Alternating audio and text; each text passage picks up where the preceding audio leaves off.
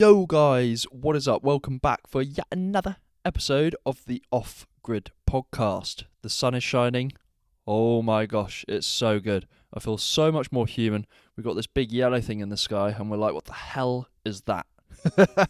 God, it feels good. Now this week's episode is with Alex Ledger. Alex is the MD of SkySchool and a paramotoring instructor and adventure air sports specialist. And he describes himself as an adventurepreneur. If you don't know, paramotoring, it's like paragliding when you're in the air. You got that big kite and you're holding on tight, but this time you've got an engine in your back and it's motoring you through the sky.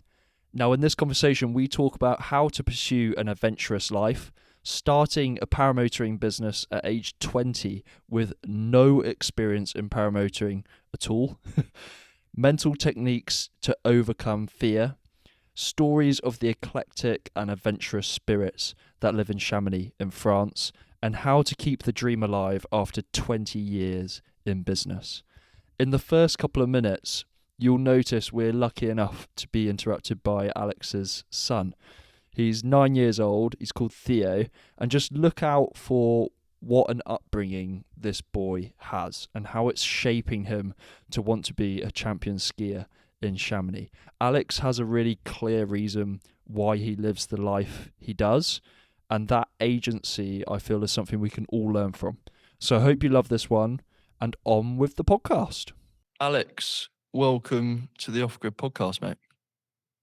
Thanks for having me, Jake. Absolute pleasure to have you on. I've never done paramotoring or seen it before, but when I was looking into it, I was like, this is freaking awesome. I was so excited by all the videos that were coming out. So I was wondering, where did your love for adventure first come from? It's a good question. I think it started, I'm also known as a PADS brat. So my father was in the army for 37 years, I think. And so I grew up, dotted around the southwest of the UK and then out in Cyprus.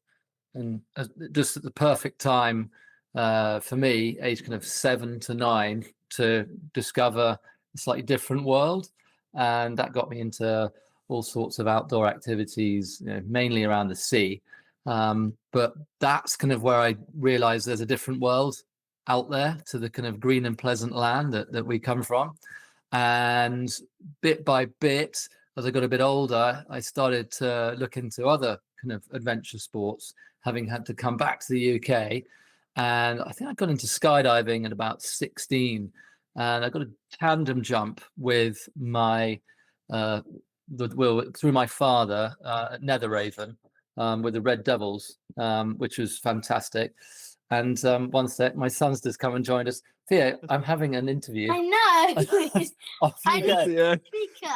You don't. So come and say hello to everyone. This is my son. Yeah. Hello. Theo's Hi, gonna be, dude. champion de ski de mont one day, aren't Yeah. you? Yeah. Theo's a skier. He's only 9, but he's in the Wow. Chamonix Ski Racing Club. And he knew I was having this conversation today, but for some reason he's come to. What did you come to look for? The speaker. Okay, take the speaker and off you go. Okay, bye-bye. From impromptu, unplanned interlusion. Another goodbye. Au revoir. See you, Theo. So, Adios. if you want, we can start that one again. No, I think it's great. It's also clear, like, already, what was he saying? He's hoping to be a champion skier? Well, so you asked me where my adventure, love of adventure came from. It's from as a child. And the reason I live here in Chamonix is because I wanted to give my son, who's 9, the same kind of opportunity that I discovered, but a bit later in life. And Chamonix, I mean, they don't know how lucky they are, kids here. I mean, he was skiing age 2. He does about 60 days of skiing a year. They even ski for free with the school, and he's part of a ski racing club as well. So yeah, they take it very seriously here, and he loves it. And yeah, it's totally different upbringing to what you'd have in the UK. That's one thing that really struck me about your upbringing, was there was this very clear unlock, like an open door to this world that most people don't see? Like at age 16, you joined the Red Devils, the parachute army display team, and just that kind of access from an early age. Did you feel like that opened you up to this world that perhaps most children never see? Most definitely. Yeah, I think, I mean, I was privileged enough to have a good education, and it was expected of me to go to university. And I did actually sign on to go to Bristol, west of England, because I didn't do a huge amount of work at school. And in that period before starting at uni, which would have been 2002, 2003, because I'd already found skydiving, my goal on that gap year was to become a qualified skydiver, qualified scuba diver, and a qualified snowboard instructor. So I kind of went around the world for 10 months on my own, doing these various sports. And I also climbed Mount Kenya, and ended up basically falling in love with the skydiving and snowboarding, and then the mountains which revolved around that kind of snowboarding world. But that kind of came a bit later. The main thing for me at the time was, how can I, on my travels, how can I make a living and be my own boss while doing these adventure sports? So I already was thinking, I didn't realize at the time, I was thinking entrepreneurially. And I actually wrote a little business plan. And I don't know if you're old enough to remember the Lonely Planet guidebook. Yeah. But yeah, the idea was, we all go, when we were traveling, before we go, get these massive, great big books, which you'd stuff into your rucksack. And none of them had any information about where to scuba dive, where to skydive, where to do these sports. So my initial idea was to become a jack of all trades, so I could do all these activities to a certain level, and then write those guidebooks. That was my my initial idea. And then through pure good luck and probably family connection, I ended up going to a party where I bumped into an old family friend, and we got chatting. And he told me the reason we connected, because he had done his skydiving course as well. And everyone else at this party was all, they were all university or getting their jobs. And this guy just started a business making paramotors. His name's Gilo Cardozo. And he said, look, I've got this. We tried this school in Cyprus. We closed it down, but I really want to start it up again, because it's a great way to teach people how to fly my paramotors, and then to generate more sales.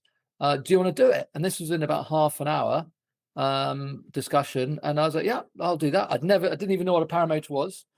I knew what a paraglider was. I'd done a bit of ground handling in Kenya, inflating the glider. Never got my feet off the ground.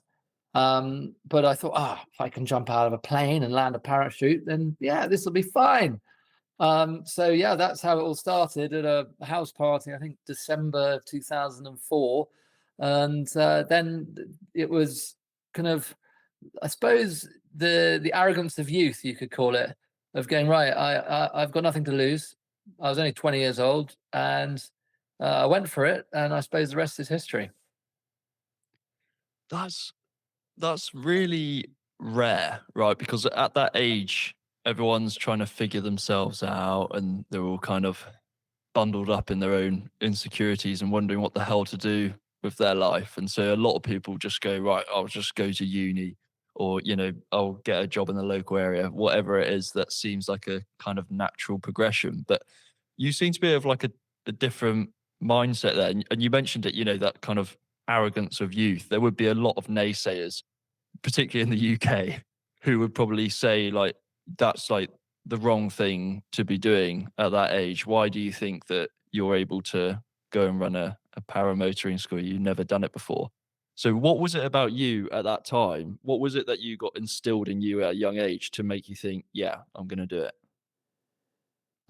Stubbornness, desire to prove people wrong. I think I do believe in triumph through adversity. So as a kid, as a teenager, I mean, I went through a pretty troubled period where my parents got divorced, and I got this strange kind of kidney disease. And at the time, my trajectory was very much heading towards the military. And I think with those two things happening to me at a certain age, I think I was around about, parents got divorced around about 11. And then I got this kidney thing around about 15. And that kind of shook my foundations or belief in society. And that made me question everything. And I didn't really understand what I was questioning, but what it made me realize as well, nothing is guaranteed in life. You've got to go out and make it happen. And you can either wallow in your own self misery and feel sorry for yourself, or you can turn that into a strength. And I decided at a fairly young age that, well, if I couldn't join the military because of this kidney condition, then I was going to do as best as I could in another realm. And it just so happened that at that time I came across skydiving, and then that the rest of the progression happened. And what really helped me was my father, who came up to Bristol and said, "Look, what the hell are you doing wasting your time at university? What are you actually studying?" And I think I told him about a lecture I'd been to, which was discussing whether Kylie Minogue was a celebrity or just a pop singer. And I was like, I haven't got a clue. And he goes, "Right, I will fund your education in this adventure sports industry," because he'd already heard about my business plan, for the next year, and then you're on your own. And I was like, deal. And he got a very good deal, because within 6 months I'd set up this business.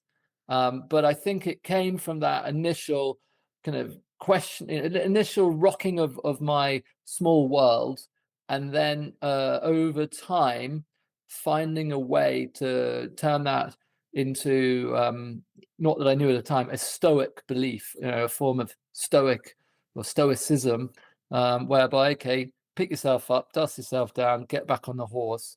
Never complain, never explain, I think was what the royal family's motto is, isn't it?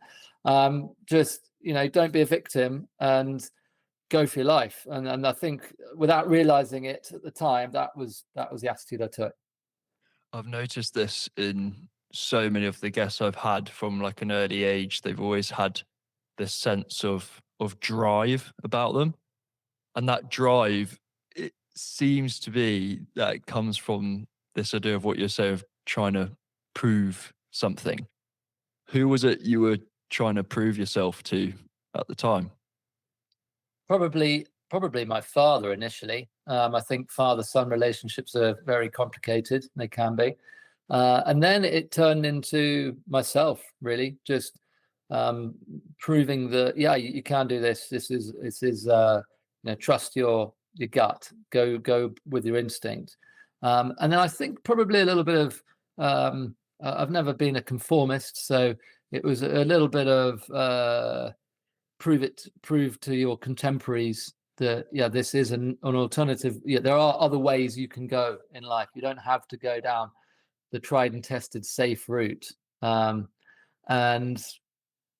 then that quickly became something which I no longer became a drive, but certainly in my 20s, when everyone else was leaving uni, they really struggled, my generation, or my intake, because they left uni in about 2007, and then the recession came.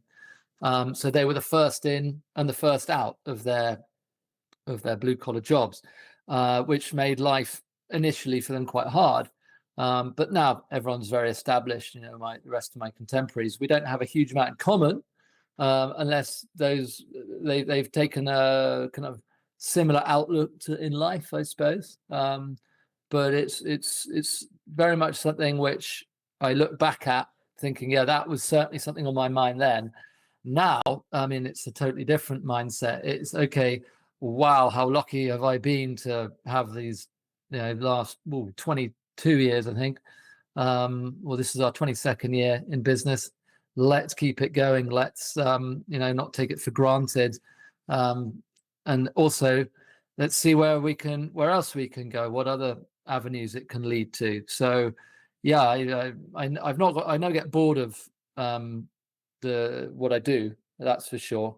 But I love to see where one can take it, and where the roads lead to, because you never quite know if you knock on certain doors, you never know what you're going to open up and find. How would you say your outlook differs to your contemporaries? I think now the outlook is I have to manage safety for both personal and business, but my tolerance to risk is totally different to my contemporaries. Anyone who sees what I do thinks I'm mad, but there's no, I'm not actually, believe it or not, an adrenaline junkie. My day to day, especially for the last few months, has either been ski touring or paragliding or a combination of both in the mountains. So I think I'm knocking on 80 days or something of this season. I keep a it's something I do recommend everyone does. I keep a daily kind of record of what I do.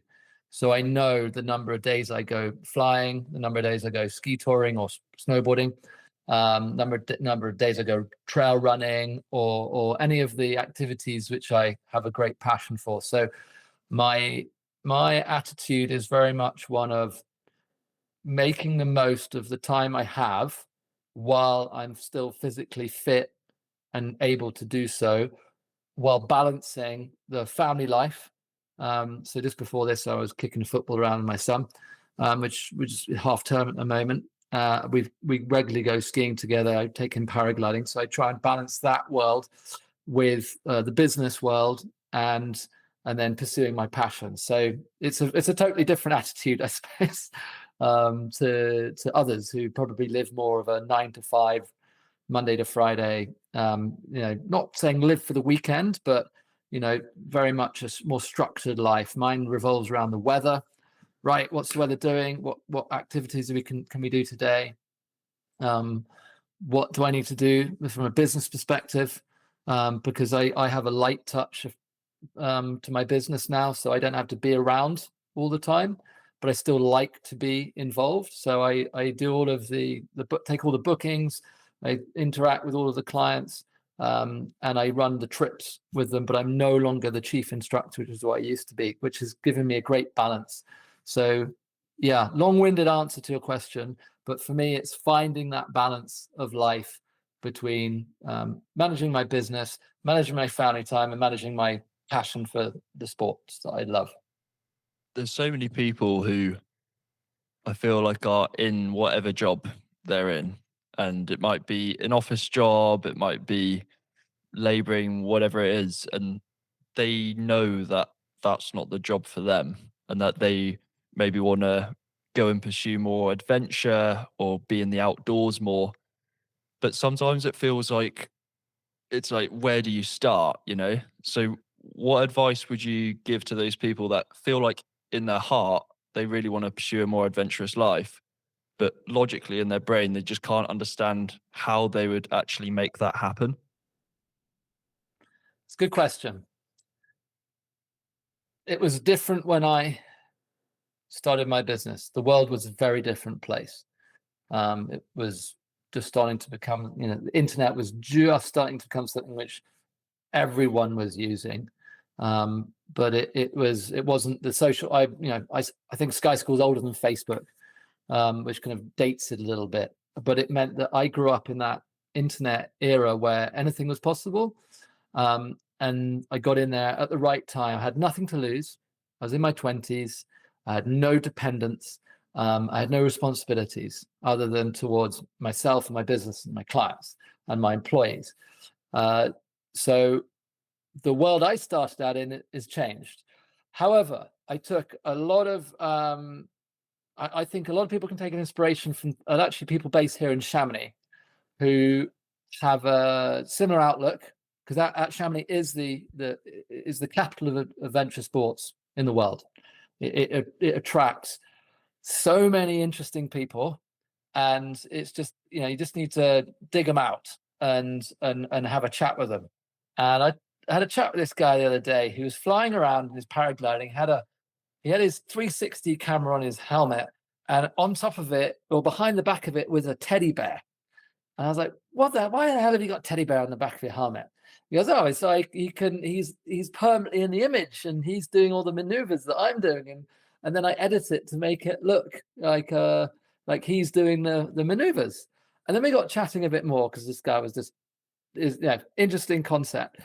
And I said, so what do you do for a living, and how come you live here? And he said, I run the only hedge fund in the world which is based out of a camper van. Wow. And I thought, that's interesting. I'm not going to say his name because he doesn't want his clients to know this. So the reason I tell you this story is because this guy has found a way to use his skill set. Okay. He's obviously very intelligent. He's very capable. But he's sacrificed the need for material wealth or status, you could say,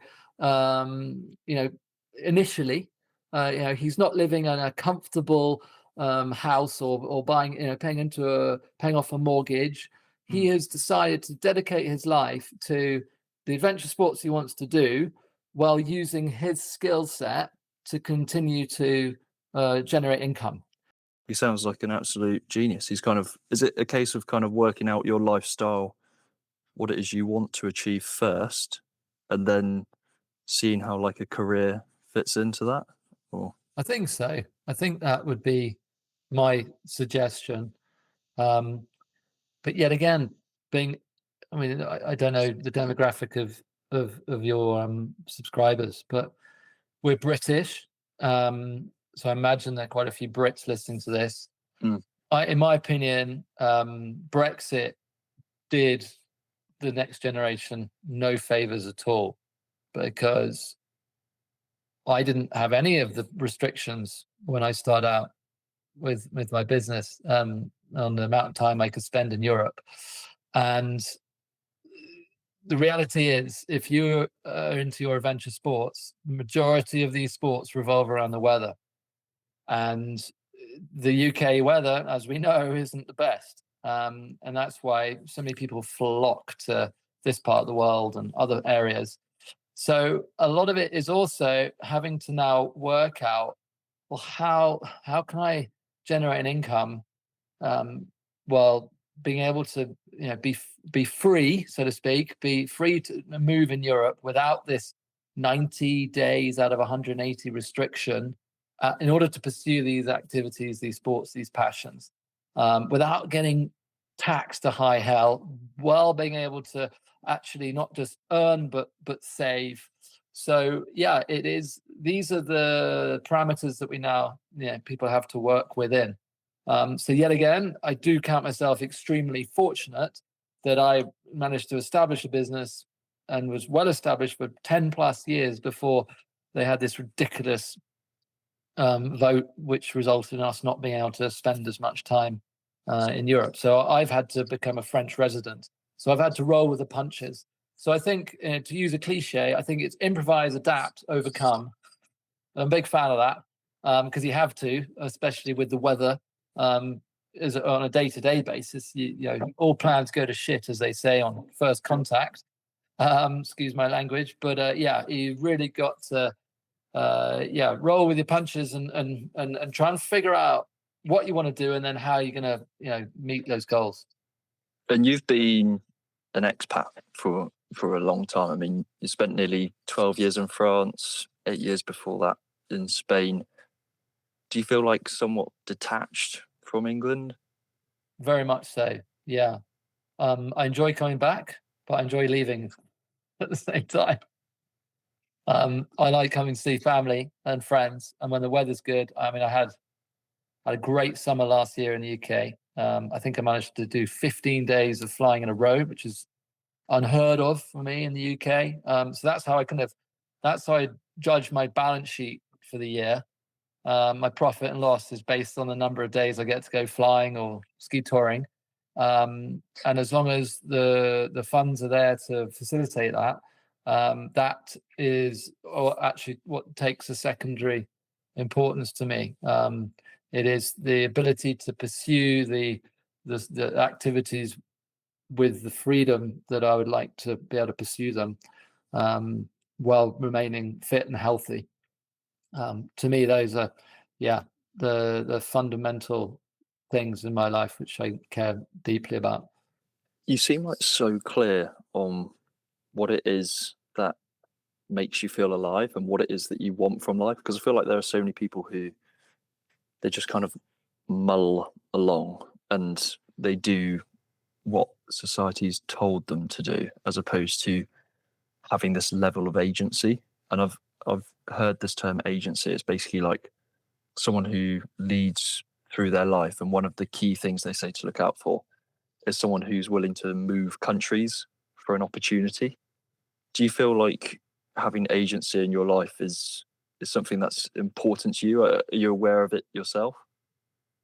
I think you've got to take responsibility for your own decisions, and so many people, as you said, I think, choose that kind of safer option because I've been trying to understand it.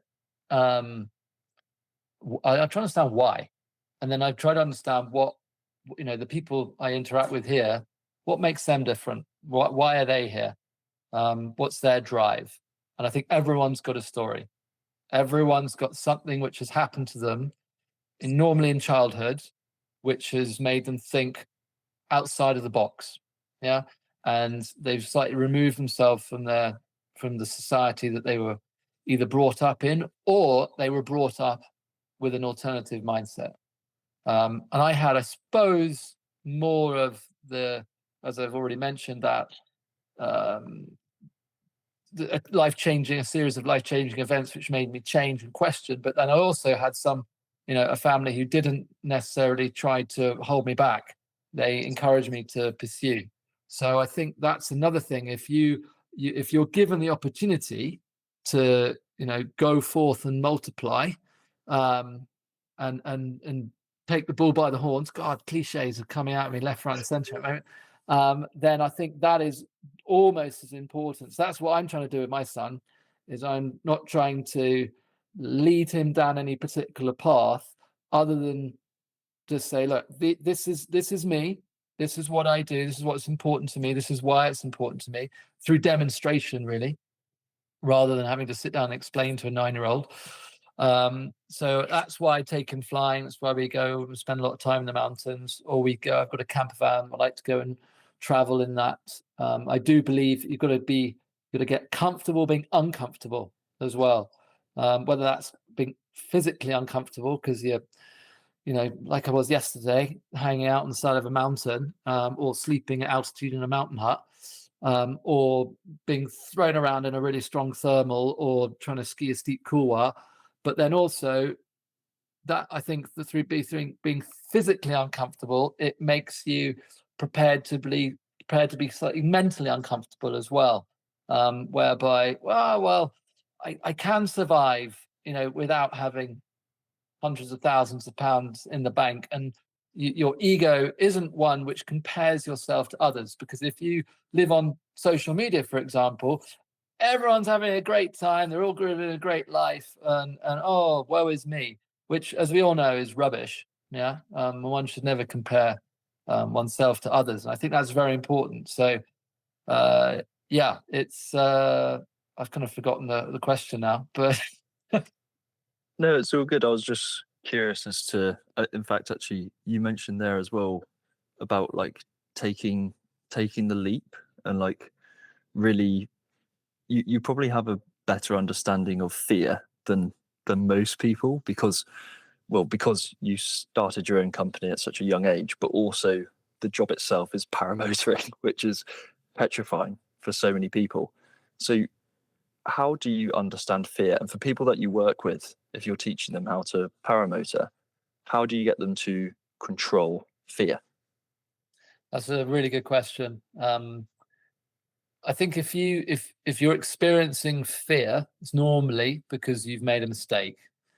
Yeah. There are certain people who will always have a certain element of fear within them. And fear is a funny one. I think fear keeps you alive, because it can stop you from doing things, or it can make you realize in advance, whoa, we have a huge amount of risk we have to manage here. Let's really focus on this.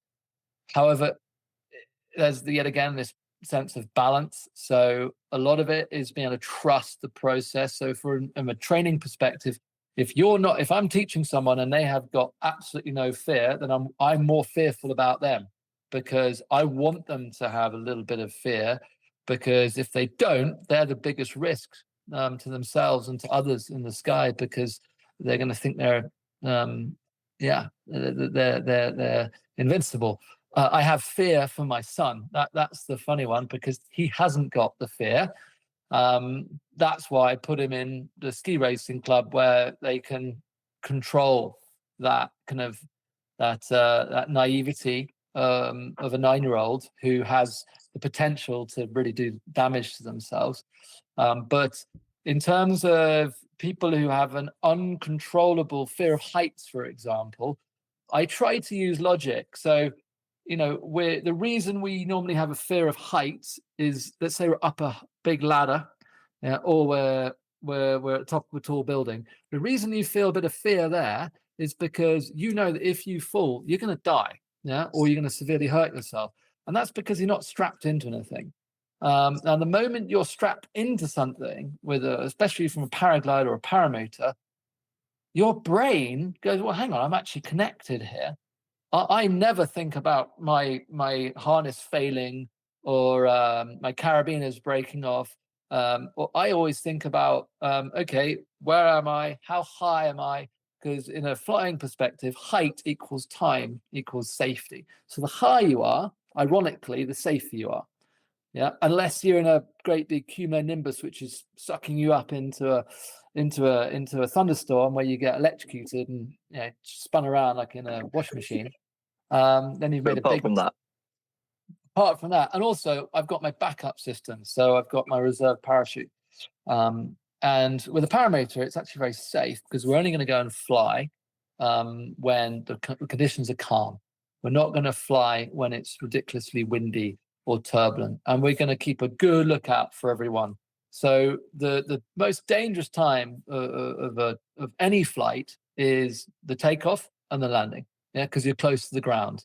Yeah. So, and if you choose to, flying low to the ground. So the way we mitigate or reduce those risks is we really get good at ground handling our canopy. So I'd say to anyone, look, if you've got any fear of these two processes, the takeoff and the landing, get good at controlling the glider on the ground first. Okay, and then it's a matter of understanding the processes, the steps in order to take off. We're not just going to rush into the air and then climb to a safe altitude. Don't fly low, because that's where the accidents happen. You haven't got time to react. You haven't got time to deploy a reserve. You've got more obstacles to fly into. We don't die up there, we die down here. So then for the landing, rule 101 is take off and land into wind, and do the procedures correctly. So relating it to flying, I try to get the person not to think about the outcome. Oh, what happens if this happens? What happens in that? I try to get them to think on the process. Right. This is what we're doing. Get your head in the game. Don't think about the worst case scenarios. Focus on all of the things you've been taught. Okay. And get, mind focusing on doing that the right way. So we try to visualize it. And the way we teach that is you explain, but you've got to demonstrate it as well. So any instructor who comes and works with me, I don't want them just to be talking about it. I want them to be able to demonstrate what they're teaching. So it's called the EDIT principle, and it came from my snowboard instructor days. Explain, demonstrate, the student then imitates, copies you. You then correct them as an instructor, whether that be on the ground through another explanation or demonstration, or on the radio, or going through video. And then we just repeat the process through training. So it's a very simple 5-step process. And if the student can understand that that's the relationship instructor student, this is what the process we're trying to follow. A lot of the time you can get the student to no longer think about the worst case scenario, and just by going through the process.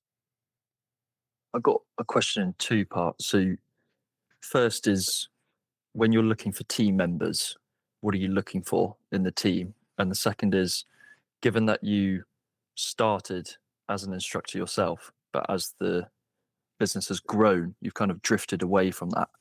How do you keep the initial dream alive? So if that's a two-part question, that makes sense. Yeah, it makes sense. So first question, what do I look for? I look for people who share my passion and enthusiasm for flying and the desire to teach it. It can't just be all about me and my flying, or them and their flying. So one of the best lessons I was ever taught was from another instructor is, you cannot be a good instructor if all you're ever thinking about is your own flying, because you're going to ignore the student, yeah, and their needs, and you're just going to focus on yours. So you have to have got your flying bug out the window, you know, and not be thinking, oh, now's the time I want to be in the air. So I still want the instructor to be passionate about flying, but as passionate about giving that opportunity to other people, about sharing the sky, this beautiful sport, with others. So that to me is very important. And I love meeting younger people who, like me, have somehow found this unique niche sport. And then I can go, right, you and I are going to click well. So we've got a young guy, he's only 18. Marcus, his name is. He came to Namibia with his dad last year with us on a Sky Week trip. He only came out because his dad's paramotor got stuck in Frankfurt, and he was meant to pick it up on the way to come to Namibia. Anyway, he couldn't get the paramotor out. So there Marcus has joined us suddenly on this trip, and he had this opportunity for me to teach him how to ground handle and push him off a sand dune overlooking the Skeleton coast in Namibia. And I was like, right, we're going to do it. And he took to it like a fish to water, and was just so grateful and absolutely loved it. And I thought, this is a guy I can work with. He's only 17, and he's had this amazing opportunity, and all this kind of serendipity is like it's meant to be. So now he's starting as an instructor with us. So that's the kind of way I find people is through that connection. You know, he's now a qualified pilot, and the next step for him would be to gain some experience as an instructor or trainee. Then we'll build him up through the ranks. So there's a great process. It won't happen overnight, but when I can get people who are you can influence them at such a young age, that I love that. And then it's meeting other people who've maybe come from a totally different walk of life to me, different country, but we connect through our passion for the sport, and they've already got experience. And then it's a matter of slotting around their lifestyle. So I love working with people who come from other parts of the world. You know, we've had Brazilians, people from Turkey, people from other parts of Europe, all joining the team. And because it's so seasonal, they can dip in and dip out. So one of my longest standing teammates is a guy called Zeba.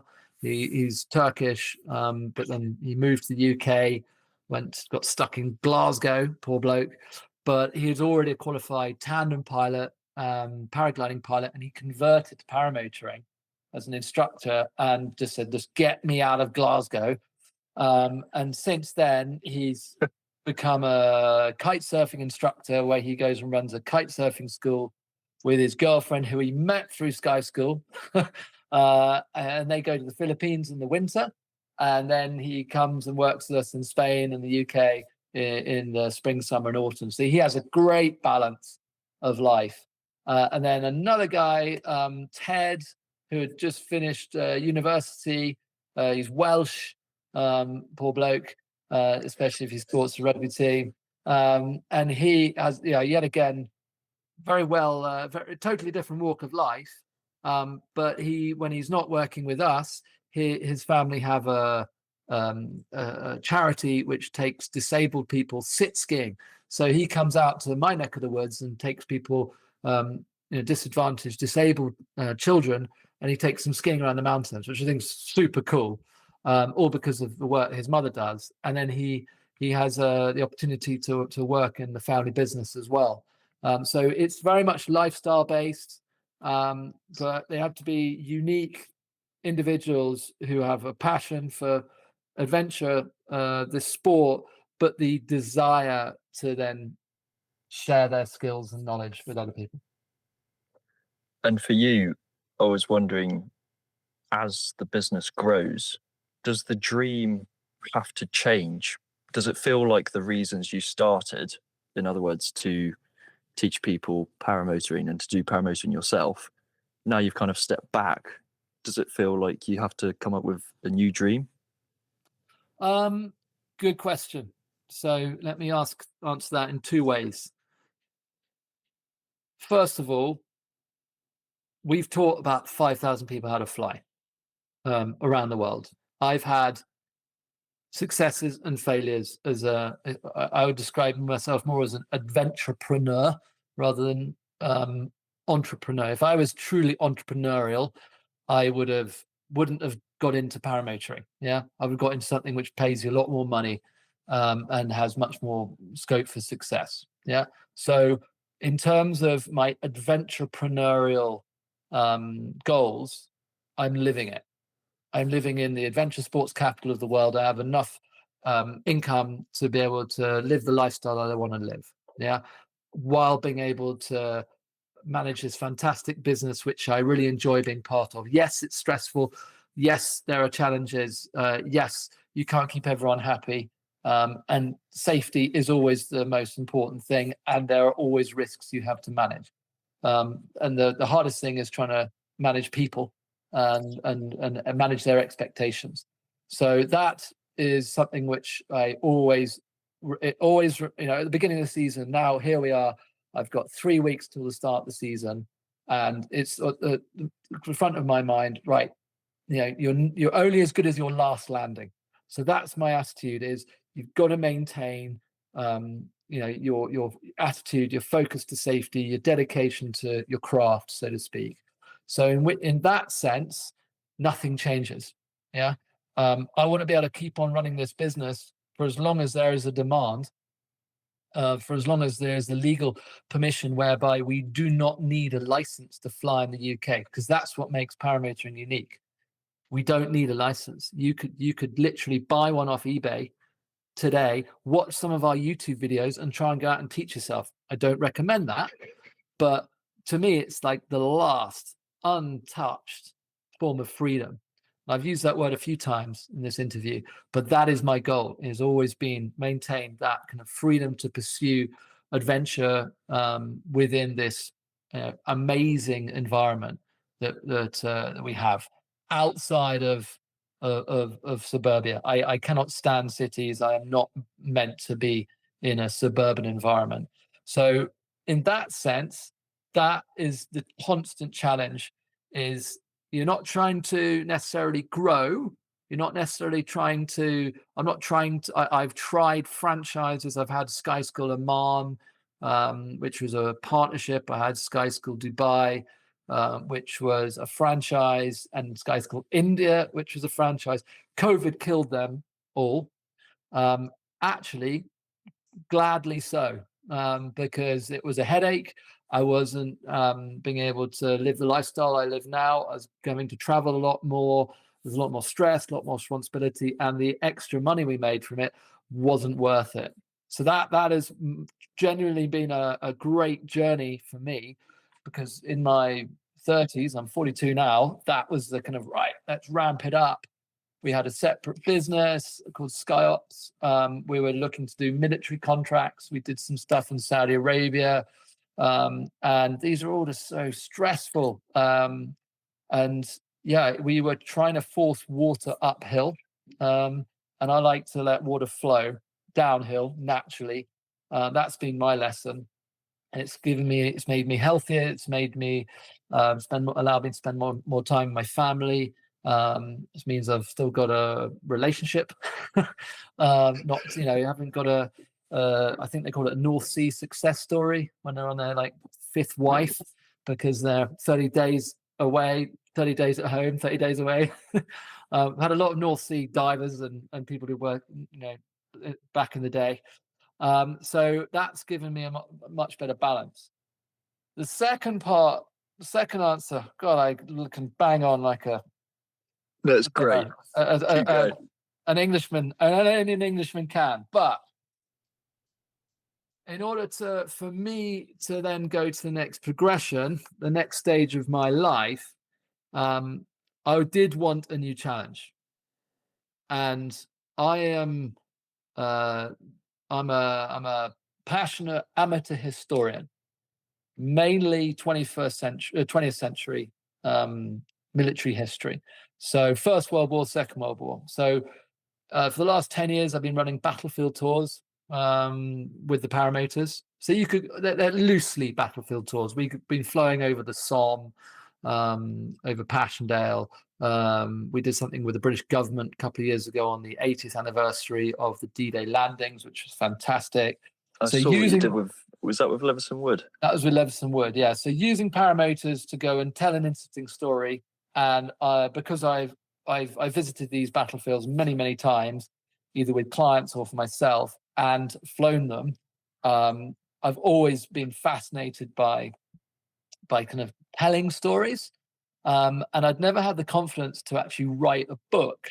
However, about 5-6 years ago, through pure luck, I stumbled across a blog post by a British mountain guide called Chris Cowdrey, which was called, I think, Impeding Hitler's Attempt to Put the Nazi Swastika on Mont Blanc.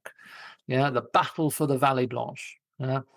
The Vallée Blanche, if anyone doesn't know, is the longest off-piste ski run in the Alps, potentially the world. It's just above where I live now, from the Aiguille du Midi. And on good winters, you can ski all the way back down to the Chamonix Valley. So from 3,800 meters all the way down to 1,000, which is incredible. You're on the glacier for majority of it until you ski back down to the Chamonix area. Anyway, I read this book, I read this blog, and it was about 150 German soldiers who attempted to attack a couple of French refuges at 3,600 meters below the Aiguille du Midi towards the end of the war, February 1945, just to stick a Nazi swastika in Western Europe's highest mountain, Mont Blanc, just for prestige. You know, their war was lost. Everyone knew it. However, they sent in some of the fittest, best mountain troops and sacrificed them just before the war was over. And the French, with only 20 men, defended their sacred mountain and only lost one man. And the Germans lost, I think, about approximately, no one knows exactly, between 10 and 12. Anyway, this story has just blew my mind. Like, no one knew about it. It was the highest battle of World War II. And with my friend, another Jake, who's a filmmaker, he and I have done many adventures together. We've flown John O'Groats Land's End. He's done a lot of my YouTube videos. And yesterday we went out climbing together up on the Aiguille du Midi. We said, right, let's try and do justice to this story and write a book.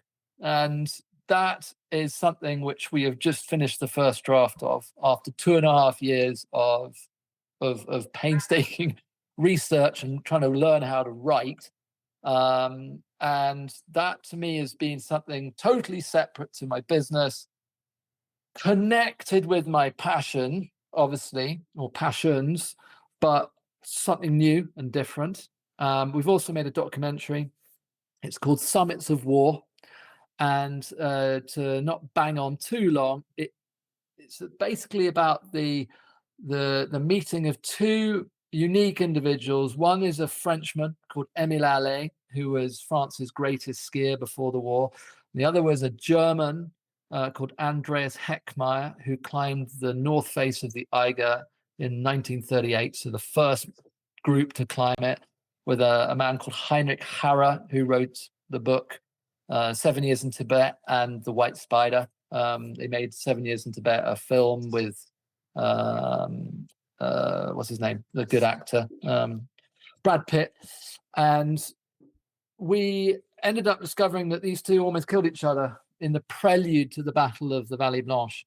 And the more we looked into it, the more we thought, wow, these guys lived a life, and we've got to do, pay homage to that. So our book basically focuses on these two central characters and their journey before the war, during the war, and after the war.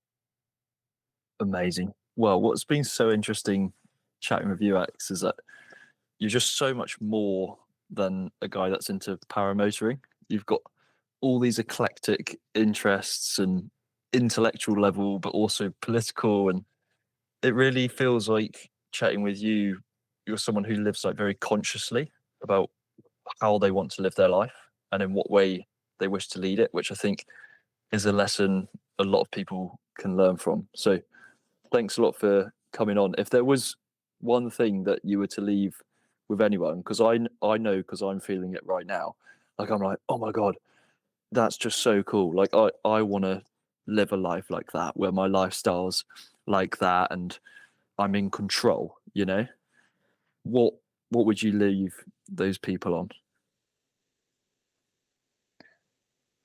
I think you can learn a lot from Stoicism. Very simple philosophy. We all get thrown the curveball. Yeah, we all have something which is going to knock us and put us down. And I think I didn't know what Stoicism was, but then someone said, "Hey, I think you need to look into this philosophy because you demonstrate quite a few Stoic mindsets, concepts." And I think if you can take an understanding of Stoic philosophy and then apply that to your own situation, whatever it may be, and then come up with a structured plan and accept that plan is not going to work out 100%, but the goal can still remain there or can adjust depending on your situation and where you are in life and what happens to you. Stoicism will help you along that journey, because we all end up dying. Yeah, we're all going to die, no matter what anyone says on any Diary of a CEO podcast. We're all going to die. No one I know has managed to defeat death. Yeah, so you might as well enjoy the journey, but enjoy the journey and make that journey as easy to process the highs and the lows as possible. And in my experience, Stoicism is the way to allow you to do that. And you never get too high, you never get too low. And so I don't want to go from here to here. I want to have a life like this. And I think Stoicism has allowed me, that mindset has allowed me to achieve that. So there you go. That would be my one suggestion. A lovely metaphor, especially from a paramotorer as well. Sounds fitting. Well, Alex, I can give you one thing. I do believe life is like a cross-country kind of paragliding flight. You have booming thermals, and then you have huge amounts of sink, because wherever you paraglide, you have rising air, and either side of that, you have sinking air. And what you're trying to find is the thermals which aren't too strong, and then outside of them, the sink which isn't too low, too bad. You're trying to find that perfect kind of rise and fall to your life. Alex, thank you very much for coming on. It's been a pleasure, Jake. Thank you. Cheers, mate. Thank you.